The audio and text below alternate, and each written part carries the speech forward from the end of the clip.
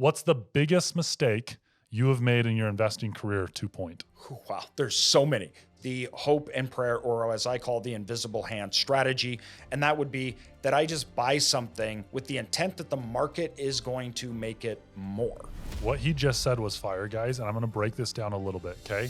Welcome back to the Amplifi podcast. Today we have AJ Osborne. He is a serial investor who actually lives here in Eagle, funny enough. I met him a couple months ago, but he is a serial investor, has over 13,000 storage units he personally owns inside of his company, worth I think it's like $400 million worth of real estate. We talked through his portfolio, what he's investing in, how he got started in the storage unit world, and how he grew and scaled his business. Every single time we talked about his business, though, I love how he pulled it out and applied it to the average person, average investor, and how we can get ahead. He drops some gems and honestly opens up some pretty big gate-kept secrets. So take some notes, listen up, especially if you want to grow in real estate.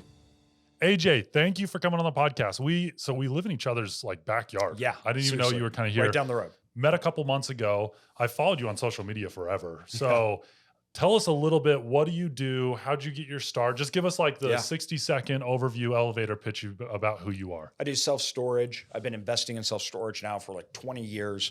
I was originally a insurance brokerage salesman. Me and my dad, we sold insurance. Yeah. And we were looking at a way we kind of felt like we were on a treadmill.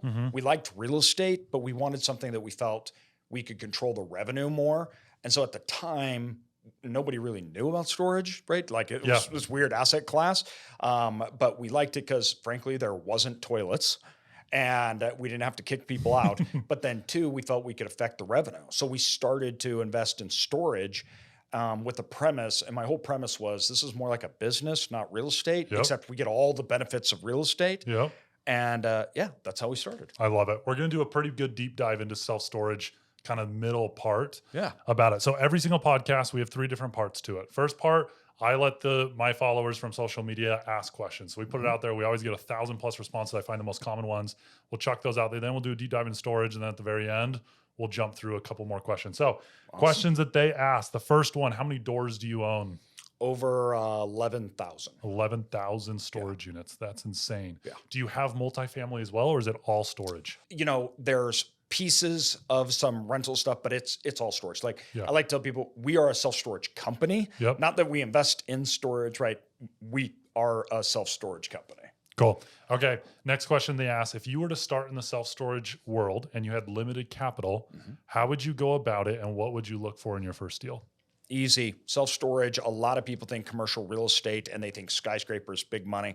But most people don't know you can invest in self-storage properties all over the United States for less than you can invest in duplexes in most markets in the United States. So for a handful, $100,000, like $300,000 to $500,000, you can get small storage units. They're really badly run and they are all over the United States. Stay out of obviously the big markets, first tier markets, right? Because those are always dominated by institutional capital. But everywhere else, all over the United States and every state in smaller cities that have 100,000+ people, there are small storage facilities that are just not being even really ran. And that's exactly where I'd start. I'd go buy a small one. I'd just clean it up and run it right, really basic. I'd improve it, refinance, take my money out and go buy another and do it. That's how we did it. That's how we got started. And I'd do it again. So we were talking off camera. So what's funny is before I even knew AJ, probably 3 years ago, I was looking at my investments. I was like, I had a ton of real estate. I had a ton of stock, some crypto.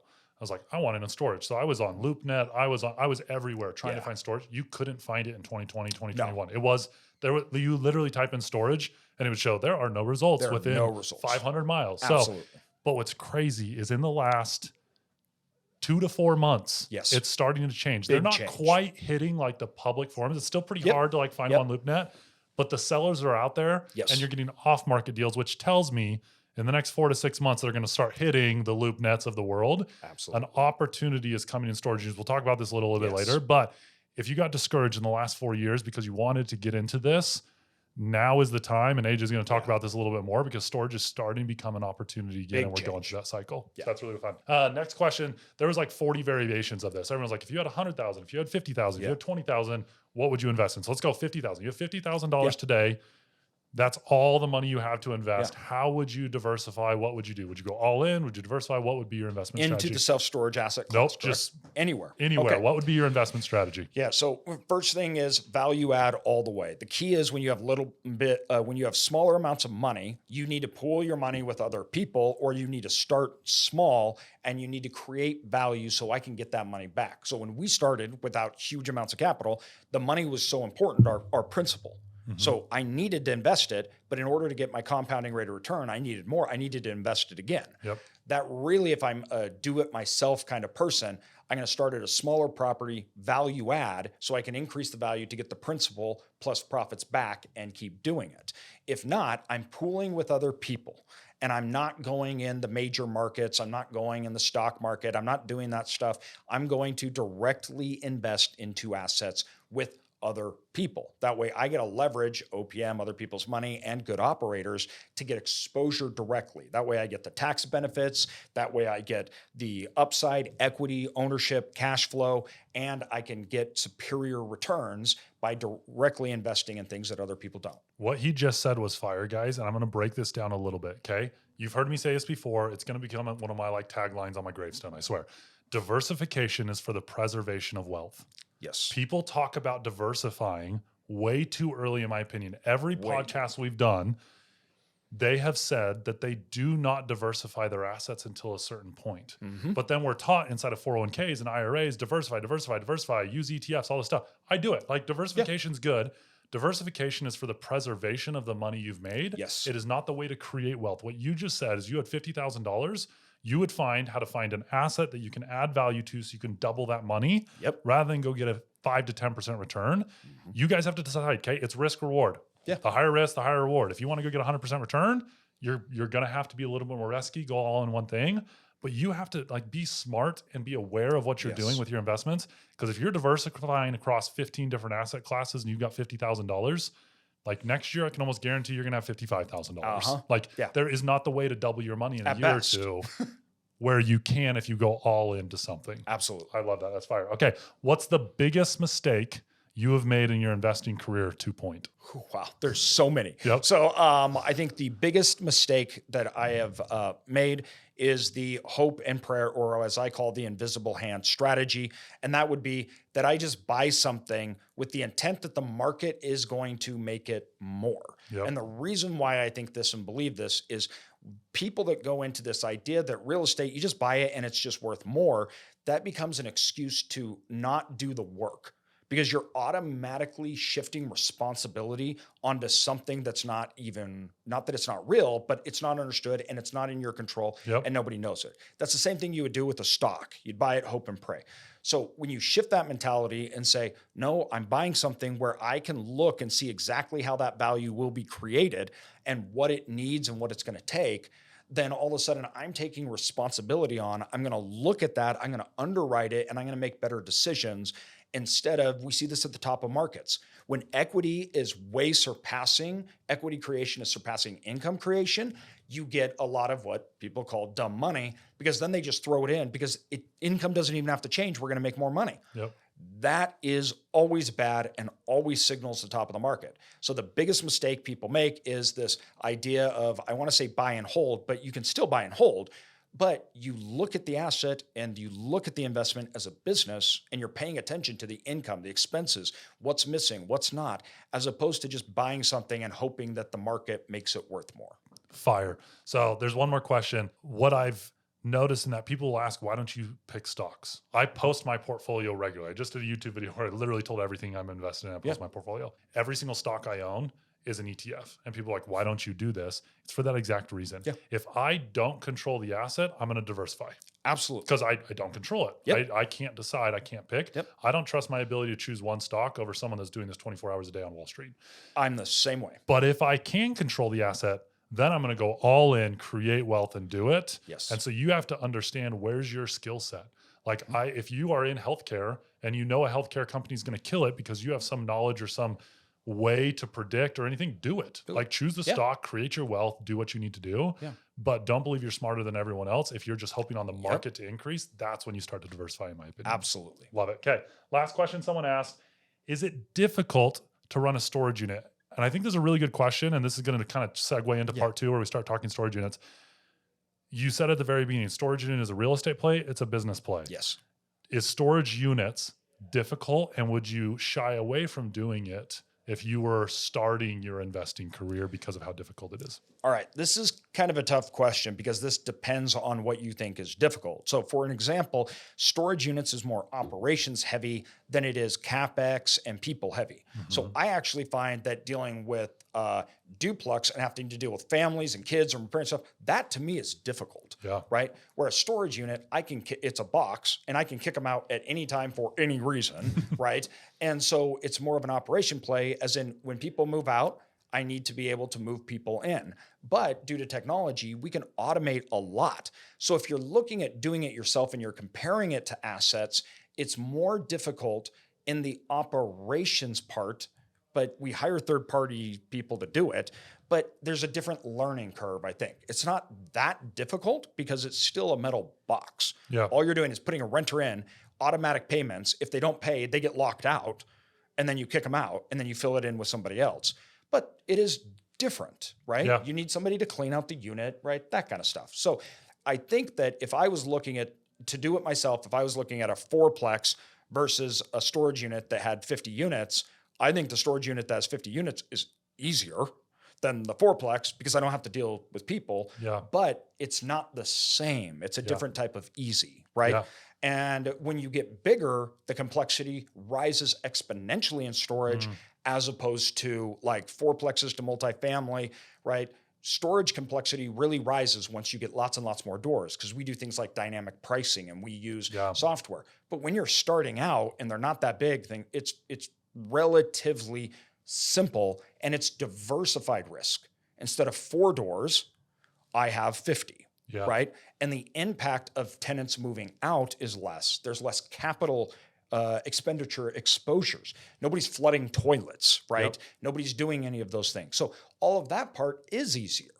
So the workload would probably be more consistent, even though but smaller than it would be on another asset, if that makes sense. It does. Multifamily is probably more mainstream. And so there's more easily accessible information on how to run it, in my opinion, having done both. Absolutely. Awareness. There is a property manager, the technology, all that kind of stuff. When you do a storage unit, it's going to take 30 days of pretty dedicated research to figure out what tech do I need? Absolutely. How do I get someone in at 11 o'clock at night? What is the security measures? You know what I mean? Like that stuff isn't just on Bigger Pockets, every other article ready to read like it is a fourplex. But once you learn it, it's just plug and play. Absolutely. People are out of it. And it becomes a lot more automated, in my opinion, to run because you don't have the random weird stuff that you have in multifamily. That's exactly right. And there tends to be a mental hurdle just because everybody's rented before. And everybody lives in a house. So there's just fundamental things that people get.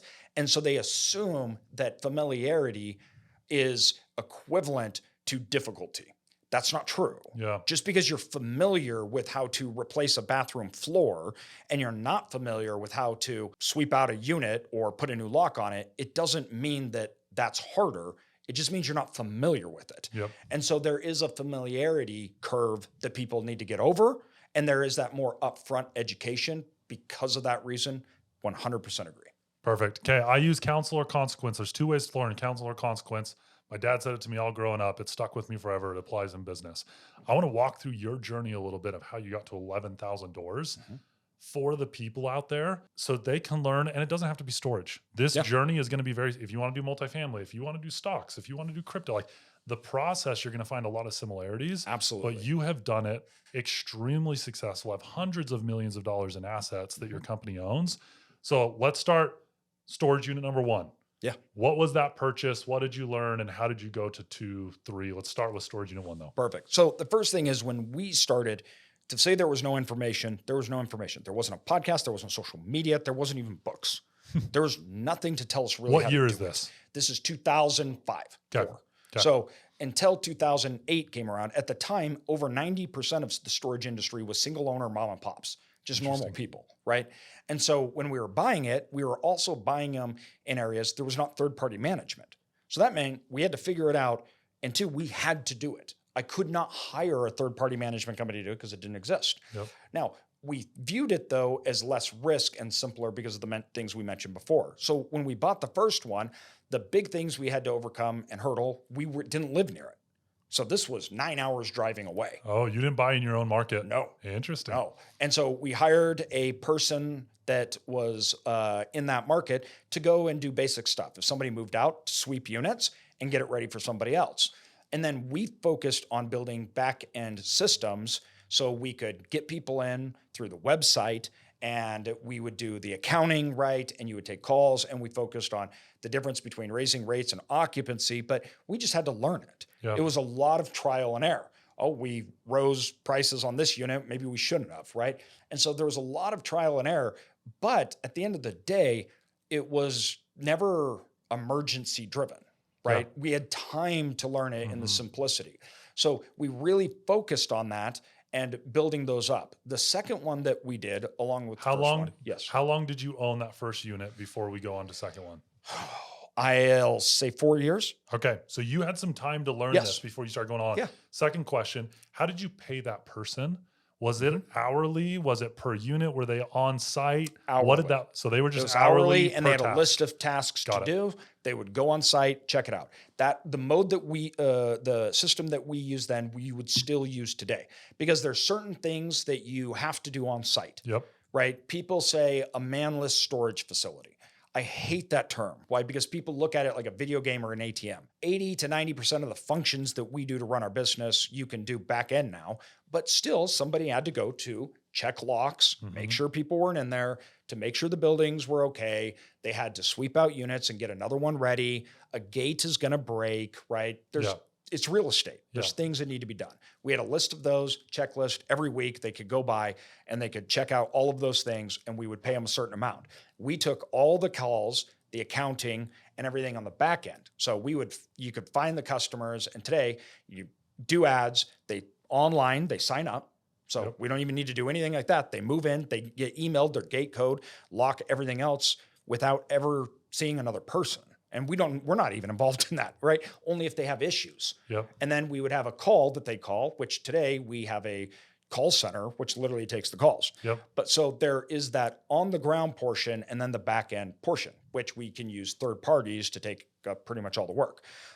So we were doing that, and the lack of third parties meant that we were doing more of the phone calls, but it was still very little work. Yeah. And the second one we bought was similar to the first one. And what we were looking for was two things. We were looking for a very uninvolved owner. That meant you had a lot of units that were rented and people weren't paying, and they never gave rent increases. They never did anything. So we had delinquencies. You had units that weren't being rented because nobody was taking calls, and they just were trying to maximize occupancy, but not economic occupancy. Yep. So we would buy it, and my business model was very simple. And this was it. I had 3 rules. We had to pick up the phone. So somebody had to be able to answer the phone. We had to make sure people paid their bills. And then we had to make sure that people knew where the location was. That's it. That was our entire business model. And that was very profitable, because those things people literally didn't do. And still today, they don't do. And we were talking about a unit facility that we found, right? Same thing. And you're going, all you're doing is you're literally not answering the phone. You are not making people pay their bills, and people can't even find you or get a hold of you. So you can't even take new customers. Those 3 things. That was it. Okay. So I'm going to dive into this, and I want your opinion on this. Value add inside of real estate, commercial real estate, is different than value add inside of single family real estate. And this is what you just hit on that I think is really important for the common person to understand. Inside of a single family home, if you go buy a property, you're going to hire an appraiser. That appraiser is going to look at the 100 homes around you and determine the market value of your home. Okay. Yes. You can go and put all the accent walls and fire pits and pergolas you want out there. It's not going to equate to $1 because it's a comp model in appraisal. Okay. In commercial real estate, you could have the apartment complex, storage unit, office building, doesn't matter, right next to you sell for a certain dollar, and you are identical in square footage, and you could be valued millions of dollars difference, because 100%. It does not matter what the asset is. They view it as a business. And so what this means is it's all based on the cash flow and profitability of that business. If these 2 right next to each other, one, because they actually pick up the phone, they collect their rents and they make money, and their bottom line is $1 million, And this one's bottom line is $800,000. You apply the same multiple, let's call it a 20x, which is like a 5% cap rate, right? Yeah. Then that's what it's going to be. So this building is going to be worth 20 million. This one's going to be worth 16 million. Yep. And there's a $4 million difference for identical buildings simply because one is ran better. And a lot of people don't understand this. You have two storage facilities and they're across the street from each other. And by the outside, everything looks pretty much the same. Even street rates are the same. And you have one that's literally worth millions more than the other. And this was how we created a portfolio of $400+ million in assets. And how we've created this machine was all we focused on was net income. Yep. So being a business person, not a real estate person, I looked at storage and I said, the only thing I care about is revenue and net income. I'm going to increase net income. Yep. Make people pay their bills. Look at rates. Are they in the right? Are they wrong? Have anybody given rate increases? And make sure people can find us. Now, a lot of people don't understand the little differences make up a lot. So in the average storage facility, we have a 40% margin, right? Now, let's take a smaller one. Let's call it 30%. You have 10% people not paying, right? Then you have another 10% people that aren't even paying the right amount. You clean those things up and you increase gross revenue. That flows right to the bottom line. It goes right to the bottom line. Yep. So you can get a 50 or double your net income by only increasing the gross revenue by 20% just by cleaning it up. That means you double the value of the asset. And this is like question number 2 or 3 we started with when you said you focused on properties you could do value add. Yes. This is it. This is it. That's That's how my you do playbook. it. Exactly. 100%. And so people are like, well, how do you predict value add? It's That's really how. not that hard No. when you understand an asset. And this is the 30 days of research to figure this kind of stuff out. If you can figure out whatever it is, like delinquency rates 10%, I get it to 8%. That adds $500,000 in value. I can instantly refinance, pull my cash out, go buy the next one. Bingo. The same thing is inside multifamily. Yes. Just so that you guys can like start thinking, you have a mom and pop person owns a 50-unit apartment complex and they're eating all the utilities. They don't charge for parking. They don't, you know what I mean? On and on. Trash, all that stuff. Yeah. You charge them their utilities and you add $25 parking, goes right to the bottom line. You increase by $1 million. You refi, pull cash out. That's not market driven. No. So it's not like, and this is the most important part that people need to understand. I don't look at it and say, oh, I bet you rents are going to go up 5% a year, because I don't know that. So everything we've mentioned has nothing to do with the market. All it has to do with us running operations and cleaning things up. And a perfect example is this: owners don't like to upset tenants because they get calls. So lots of times they'll go years without giving rent increases.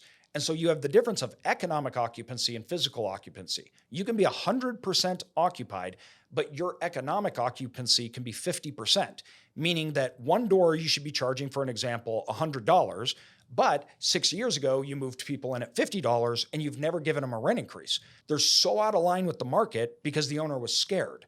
Well, all of a sudden you move economic occupancy to physical occupancy and you just increased it by 50%. That's what the market is today, though. Once again, none of that has to do with market rates rising. And this is what I call money on the table. I look at it and I see exactly how much money is on the table that we can take off today, regardless if the market goes up or down. That also creates what I call my margin of stupidity. Warren Buffett has a margin of safety. I'm not Warren Buffett, so I have to have a margin of stupidity. And that allows me where if the market goes up or down, I'm safe because I already increased the net income so much that it can fluctuate massively. But I've already gotten all that money off the table and I have a much higher revenue base so I can withstand huge fluctuations in the market and be safe. Perfect. Okay. So you're at 2 units right now. It took you 4 years to go from 1 to 2 units. In 4 years, we went to 1 to 4. That was the second one. And then we bought another one. And at the time, we couldn't get banks didn't like storage at all.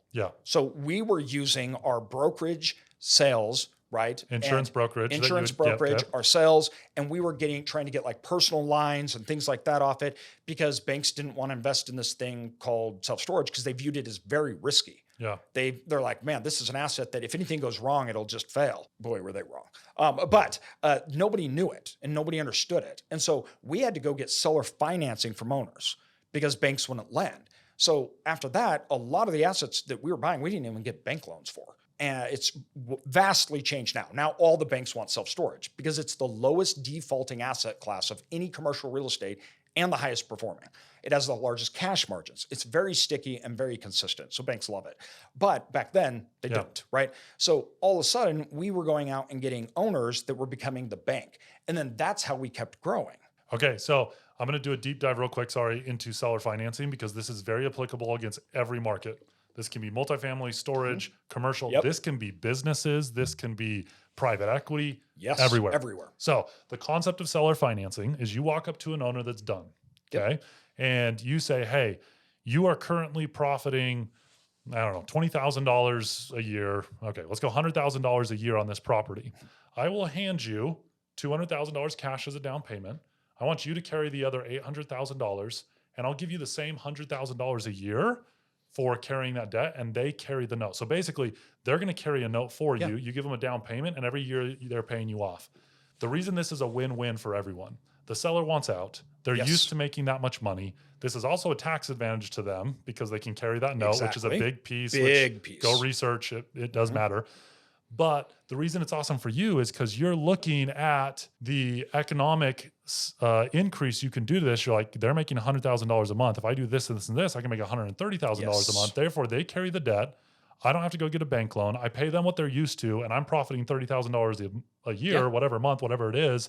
And then in 10 years, they're paid off, and then I'm making 130. Exactly. So you force them to take the risk, but they're seen as, I get $200,000, I make the same profit for 10 years, and I don't have a massive tax burden. This is awesome. Well, and two, not only that, what we do, and I'll give you guys a hint. This is a layup, guys. This is awesome. Do it every time. Everybody should do this. I call it my 3-offer strategy, because what happens is times like today, I got a seller finance on an $8 million deal in a city with 2.2 million people. So these are big assets on main roads. This was 85,000 net rentable square feet, and the owner is willing to do this.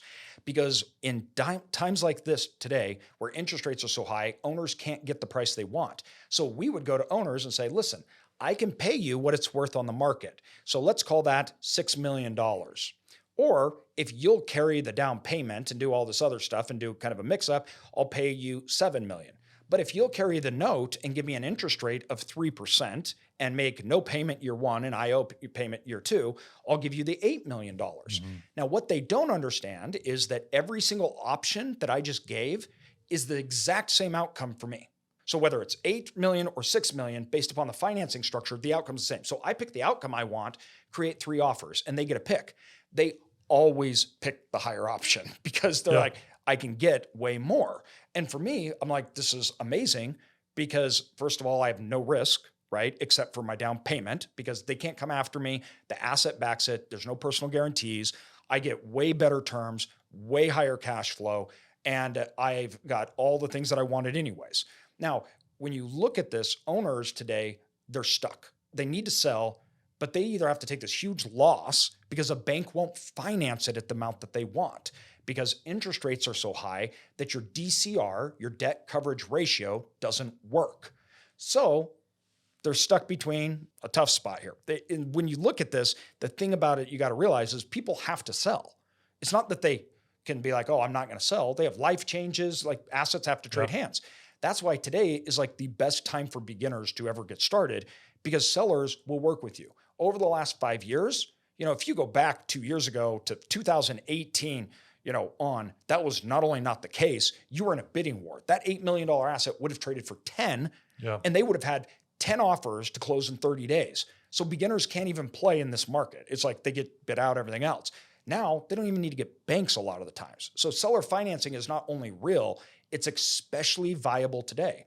I'm buying a business currently, which I'm doing seller financing on. They're going to carry it. I'm going to put a down payment on it. So it is a very viable thing. And a lot of people say, that's complicated. I don't understand it. I don't understand the details either. I have an attorney and they do it. I just say, this is what I want. And they say, here's the plan. Here's what you do, right? I'm not coming up with it, and I'll never personally guarantee it. So right now is an incredible time to be buying assets and not even needing a bank. Yeah. And there's a lot of like gurus out there that will stretch this a little bit on social media. It drives me nuts when there are a bunch of my friends even, but you can buy real estate with none of your own money. That statement's true. It is true. You can go raise money and you can seller finance, and the combination is none of your own money. Yes. But the thing that I want you guys to think of is like, you may have to put some of your money in, Yeah. you may not have to, whatever it is, Yeah. but creative financing is 1,000% real. Yes. Don't get locked into running all your scenarios with a bank at 25 to 40% down and specific cash flow. Get creative, because there are sellers that want to make deals. There's buyers that want deals, and you just have to find the solution. And this isn't every asset. You just did a business. We're doing businesses as well. Yep. There are so many baby boomers right now that own trades companies that think that they have been told their whole life that their business is not worth anything. Yeah. And so they run a business that's making them $100,000 to $150,000 a year. They're 3 years from retirement, and their plan is to fold up shop, roll it in, and retire off into the sunset. You can go do a seller finance deal with them all day long. Absolutely. Say, hey, get another 3 years of a paycheck, making exactly what you're going to make. I'll take over the book of business, help me phase out for 2 years, and then I'll run your business from then on out. They would love it. You just have to find those opportunities. It takes a little bit of work, but they're out there. And the key is, everybody needs to remember, this is not single family homes. Yeah. So when we get into commercial real estate, I mean, this is totally different. Buyers and sellers, we work together, and I work with the bank. Even when we're working with the bank, I'm negotiating. I'm like, I don't like that term. I want you to change this. I want you. It is not a packaged offer. The buyer, the seller, you have the title company, the bank will only do this. You all have to agree, and it's based upon comps. That's like it is what it is kind of thing. Yeah. That only works in a few assets, and it happens to be the one we're the most familiar with because people use debt to buy homes. But that's it. When you get into commercial real estate, when you get into businesses, the sky's kind of the limit, and sellers want to sell and buyers want to buy. So you can actually go and make deals that work for you. Love it. Okay. I want to give them a value add right now. I know you own some of these companies. Plug some of yours if you want to. Give us some other ones as well. Yeah. What are the 3 or 4 biggest tech plugins? If they're going to go buy a 50 unit ma and pa down the street and start to run it, help them out. What are the pieces of tech they need, and give them some ideas of where they can get it? So first of all, the one thing that you need is you need a property management software system. And that is your operating system that everything's done on. You get in, you can see how many units are rented, right? It's all open information. And then that can plug in with other things like your gates, right? Or your accounting, or your call center, right, to do the service. So the first thing that I would say everybody needs to do, that's it. That's your foundation, right? There's a company called Tenant Inc. with the product Hummingbird. It works great for small properties. You can automate facilities, and it's very dynamic, online processing payments, and the sky's the limit. And then you back into other things. Another thing that I would look at is either a call center, right? You plug them in, and then they have a call center that you pay, and they take after hours calls and everything else, so you don't have to. Now, you have gates. Gates are really important in storage. The reason being is they connect to your software system. When somebody doesn't pay, they can't get into the property. Automatic. So it just automatically kicks them out. Yeah. And so we look at our gate system, and that plugs into your software. So you can control access, you can control payments, you can look and see what everything's doing, and you have servicing on the asset. All done right there with those 3 things. And you can literally get on your iPad and look at it and see what's happening. And that's Hummingbird is the name of that software? Yep. Call centers. Do you have to hire that out, or are there companies that know storage? There's companies that only do storage, and there's lots of them. The other thing is we have a Mariposa, which this would be the next big one. And that is Hummingbird works with them. You can do it. They're part of the same package. That's a marketing. All they do is your Google Ads, which connects to your software. So then you're literally out renting to people, and you're not even doing anything. Yep. You're just sitting there, and they're renting it. Somebody stops paying, the gate locks up, even their doors if you're using electronic locks, and it kicks them out. So those are the main ones that you need to run the business and really have other people doing it for you. Okay. So you're at 4 units. Let's fast forward a bit. Once you've figured out this is legit, I can make money doing this, you're fronting all the money yourself. Yeah. How did you start to get from 4 units to hundreds and thousands of units? Where'd you get the money? How'd you get access? What did that scale process look like? So we did a lot of things good and a lot of things bad. Yeah. So first of all, we used all our own money, and we used seller financing, and then we would refinance properties because we'd improve them, reinvest, and we sold our smaller ones as we wanted to get into bigger ones. Now, we went through 2008. We didn't have any problems. We didn't lose properties because we structured the financing and everything in a way that we didn't have to worry about it. And they were cash flow heavy. So after 2008, we wanted to buy bigger assets and get into bigger markets. Now, one of the things that we did good was we focused on those operations so we could improve them and scale. And that's where we really started to do it. We got out of insurance, we sold our brokerage firm, and we just took all our assets, everything we could, stocks, we kept pouring it in, right? That probably wasn't the best decision, okay? So the reason why that wasn't the best decision is we could have used investors and other people's money, but we were business people. I wasn't a real estate necessarily investor, even though we were doing it in a big way. And I had a lot of fears because there wasn't a lot of information out. Syndicating and investing with other people, I didn't know anything about that. If I would have, we should have done that way sooner. Yeah. And we didn't need to use all our own money, risk it and everything. So that meant it took us a lot longer to scale. We started doing that after we had built up a portfolio of 1 million square feet. All our money had to go back in, though, to do the operations and run it. So we were working really hard and probably not really smart is the term, right? But it worked and it paid off. And we got our stripes, everything else. And then we started syndicating and then scaling even more from that. The key is, though, we focused on very simple core principles. And I actually didn't want to make it complex. We wanted to improve our value. We wanted to refinance and go buy another one and keep the same property that we owned. So it was still paying us, and we got our money out tax-free and got to buy another one. And that was the secret to our scale, is we could recycle our cash tax-free while keeping the original source. That is the definition of compounding, right? And that is what allowed us to scale up into the point where I felt more comfortable allowing other investors. And then, 6 years ago, whatever it was, we started allowing other investors to come along with us with our journey. And now we obviously all our money and other people's money, we just keep buying, improving, and compounding. Okay. So just so people can understand the journey. So first 5 years, let's go 2015. By 2015, you can guess. How many units did you own in 2015, do you think? Oh, 2015, we probably owned 4,000.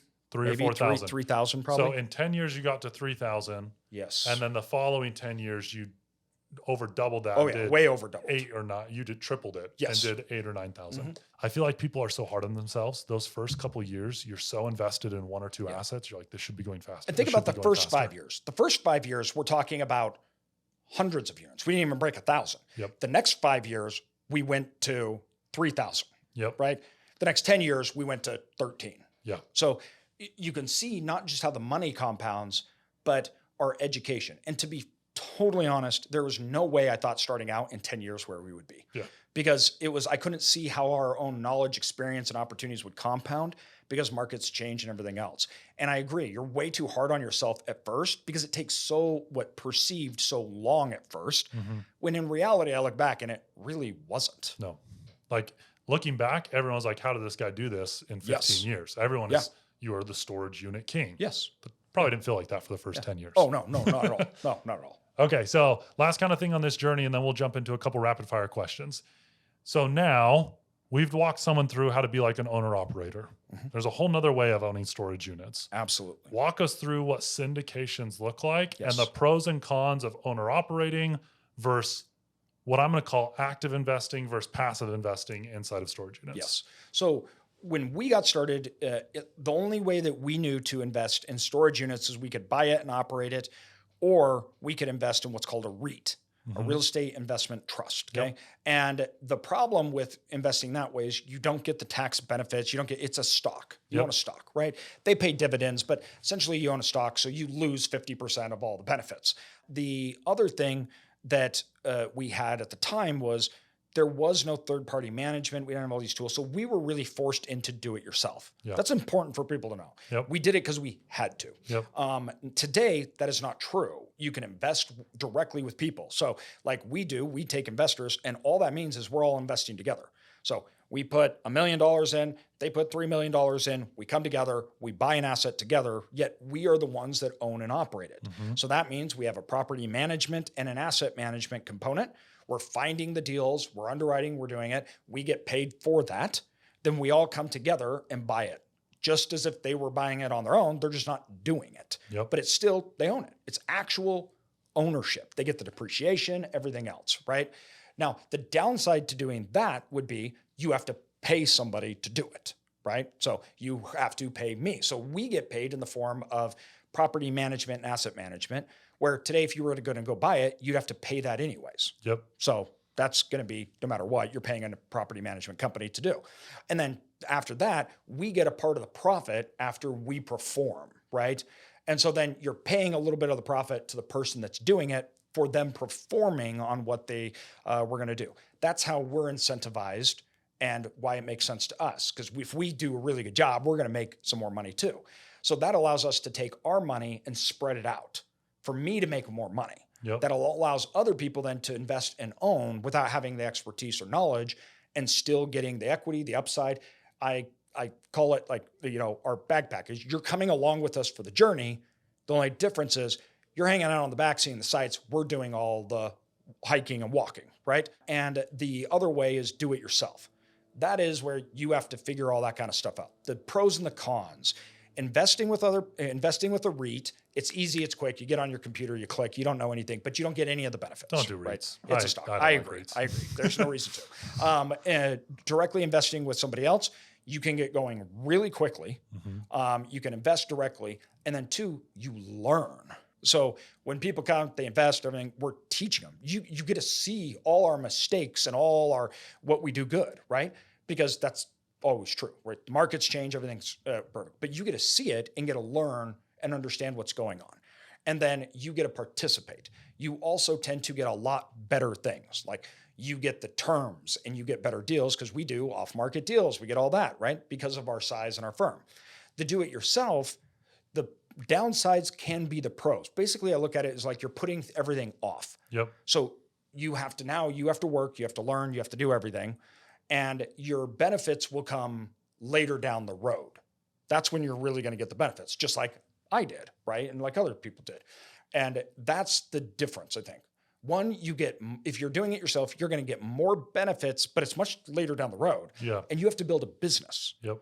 So if the other side is you get the benefits now, you get to invest, everything else, but you're not building your own business. The thing is, a lot of people don't want to build their own business. Yep. So there's a lot of people where it doesn't even make sense. They're attorneys, they're doctors, they make so much money at their own job that why would they ever do that when they can take all the money they're doing and still get the asset and still keep producing all the money that they're already doing? They already have the benefit of that money and cash flow. Now they get the tax benefits. So they invest with somebody, they immediately get to erase huge amounts off their taxes. So you have people that invest with us, or anybody, they invest, they get that depreciation, and they all of a sudden made $100,000 that year just because they got to wipe it off their taxes and they got to keep it, regardless of what the asset even did. Yep. And they get to make that money. So there's the benefit of doing that without having to build the business. It's 2 totally different routes. Completely different. Completely different. One, you have to become an expert and you have to build the business, right? And this is why I think it's important when people look at us that they understand is I didn't have a choice. Yep. So if we did have a choice, I don't know that I'd do it the same because that didn't even exist. Yeah. If I wanted to buy it and own it, I had to operate it. I had to build a company around it or we couldn't do it at all. With my social media page, this is probably one of the hardest parts is I have to give generalized advice in 90-second clips and everyone's asking, if you're 50 years old, how would you invest? I'm like, it's nearly impossible. I'm not a financial advisor, so I can't go plug into your life and actually give you tailored advice. Yeah. And so I have to do information that is generally accepted and the best option for the most people and give that advice. But this is a perfect example of it completely depends.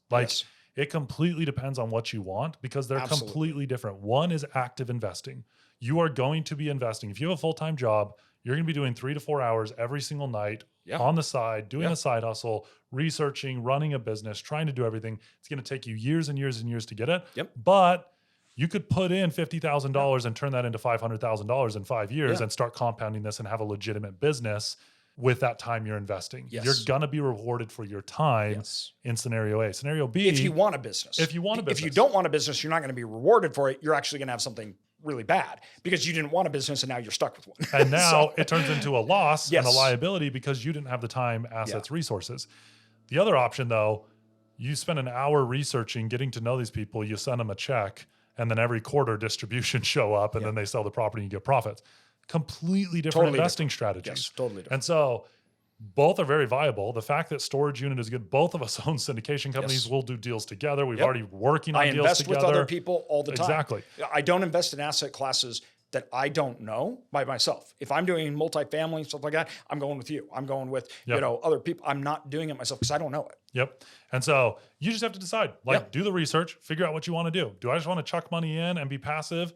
If you do a syndication deal, I can almost guarantee you're going to get between 15 and 25%. Yeah. Like that's general rule of thumb in the syndication world. It's pretty predictable. You're going to have a good owner operator. If you do your research, they underwrite the good deal good, it's going to be that. Yes. If you go operate, you could lose 100,000, but you could go make $1 million. And so Exactly. you have risk, liabilities, you have greater potential for return, but you got to put time in. So exactly. Love that. Okay. So I end every single podcast with the same couple questions. These are not storage specific because they're the same questions for everyone. Yep. But really just interesting to get kind of people's feedback on these. So first one, if you had someone starting their own business, their own side hustle, something today, what are the 3 biggest lessons you would tell them to get them started on the right foot? All right. First lesson is your investing. When you're building a business, when you're starting out, your money isn't the business, the asset, the money that comes back isn't for you to spend. It is for the business to grow. And a lot of people don't understand that. They look and they say, oh, I'll make X amount of profit. And so I'm just going to own it. I'm going to start this business and I'll make that profit. But then they need investment to put back into the business, to invest it and to return it. The business needs capital to grow. And when you're doing it yourself and you're building it, that capital is very precious. And you're going to need a lot of it for a while. And I think people vastly underestimate this. And then they don't understand why 3 years later, they're like, oh, I don't feel like I've made any money. But at the same time, their business has grown and their equity's grown. So income and equity are not the same. And when you're building a business, you're playing an equity game more than you are an income game normally, unless it's a single mom and pop operator type. You're exchanging time for cash, right? Yep. Outside that, capital is meant to build a business. The biggest businesses do this. Airbnb, Twitter, they don't run profitable companies. And I'm like, what are they doing? It's because they're just reinvesting in themselves, trying to get as big as they can. You want to buy more assets? Perfect. So you got to use that asset to save up to buy another asset. Yep, 100%. You have any other pieces of advice for them? Other pieces of advice, don't do it alone. This idea that the solo entrepreneur journey that we've kind of, made into this hero's journey where Steve Jobs all by himself built an Apple computer and built $1 billion company. And it's, first of all, not real. That's not true. That's not how it works at all. And I think it does a huge disservice to everybody reading a business book or something thinking, wow, all by themselves they went. No, don't do it alone. You need to get very smart people. I'm talking not just employees. I'm talking you need coaches, you need mentors, you need this, because they will teach you all the things that you can't learn in a book and all the things that actually make the difference, either to growth and 2, to not lose money that you don't even know about. So that's another really, really big thing. The next thing is the use of debt. Debt needs to be used on something that is real, that can back it. Do not use debt for anything that is not known, not guaranteed for the life term of the debt. That will tank you, that will kill you. It's way too risky when starting out, because when you're starting out, your capital it's more important. So you can't risk it nearly as much. That's why debt is good on real estate. There's an actual physical thing backing it that can do it, and it's a known source of income. Cash-based businesses that have no assets, no nothing, that you hope are going to go good, that is extraordinarily risky and dangerous, and instead of actually moving you forward, can put you a decade behind. I love it. Next question. If you had $5,000 to your name right now and you had to start a business, what business would you start today? All right. So if I had $5,000 in the business that I could start, some that I'd have to start and do today, the first thing that I would do is I would do an online business, simple, that is not predicated on me. The only reason is you can trade it for higher multiples. It can generate little amount of income. It takes little amount of capital to start up, lead gen, basic sites, things like that. $5,000, you can buy it, build up capital, sell it for 15 or 20,000, and you can do it quickly within a year. So it's an easy, simple way to use a little amount of capital to generate equity.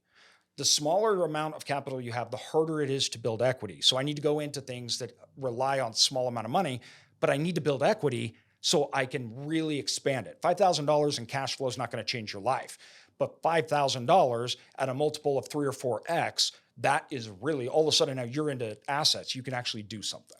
In college, I started an Amazon FBA fulfillment company for that exact purpose. Very little Exactly. money, large amount of people that could find it. sell it without me doing any time, and it could churn, and then that turned into other stuff. So I love that one. That's exactly, honestly, how I started. What's the worst investment you have ever made? The worst investment I ever made, we bought a brokerage firm that went south, and I learned some great lessons. The first lesson is when a business is predicated on the business owner, I don't want to buy it. Yep. So it's then all of a sudden, immediately, anything happens to that one person, which I have no control over. They have free will. They can do whatever they want. Yep. That is not a good spot or place to put my money. And I need to be that one person. The income can't be guaranteed off it because it's not predictable or known.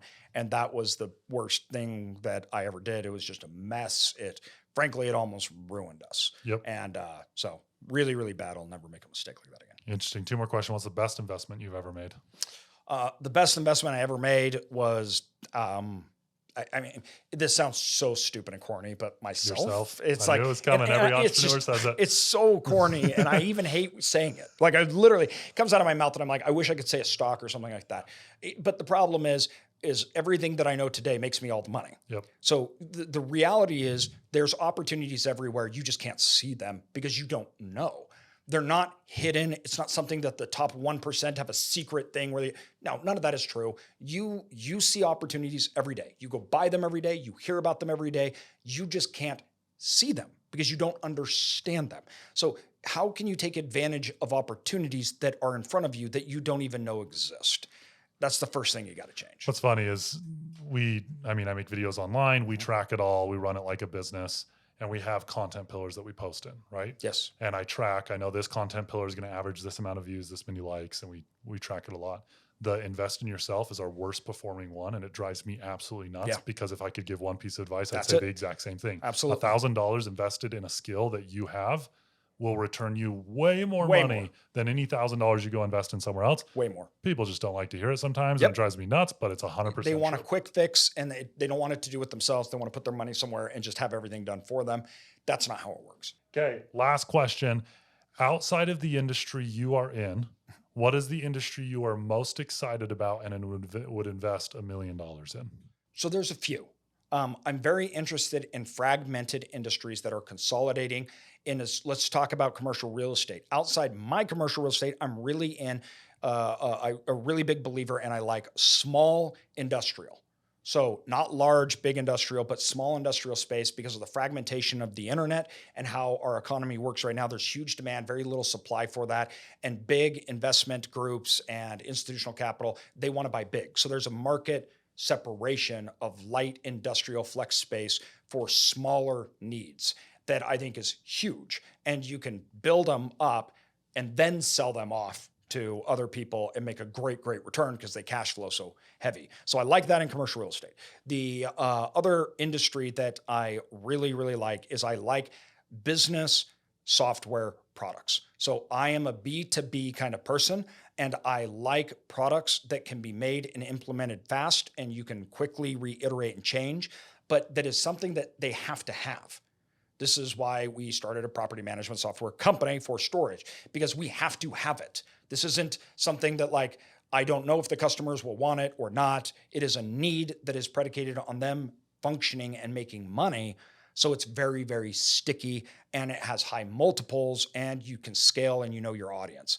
I love those products. Most successful business owners, it's called going vertical. You've probably heard that before. It's called going vertical inside of your industry. Once you're inside of an industry, you know the pain points better than anyone else. Yep. And what you do is you need to stare at a wall for 3 hours and think through, what are my biggest pain points? What is the solution, and how can I solve that? It is often, funny enough, for most entrepreneurs, it is the vertical lines that you draw after being in industry that actually end up making you the most money. Look at almost every single company. Amazon. They started as a book company online. Yep. They started selling other stuff. They went vertical, and now it's Amazon that we know. Yep. Okay. Facebook's the same way. Like all the companies that once you find a business and start understanding the pain points, figure out how you can solve it, go vertical. And it's often those businesses that actually make you the most money. And this is what we do. We have software, we have services, I have development companies, on and on and on and on.